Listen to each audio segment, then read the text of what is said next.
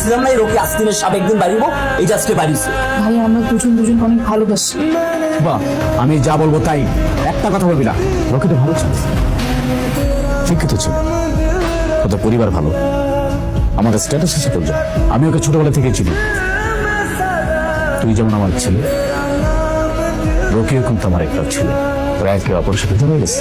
আমার দায়িত্ব হচ্ছে দুজনকে এক করে দেওয়া।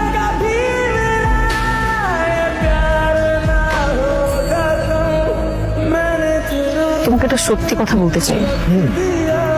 আসলে ঢাকাতে আমার একজন বয়ফ্রেন্ড আছে।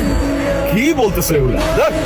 চোখ করতেছো নাকি আমার সাথে? ভাইজামি আমি আমি তোমার সাথে টাইম পাস করেছি। আমি ভেবেছি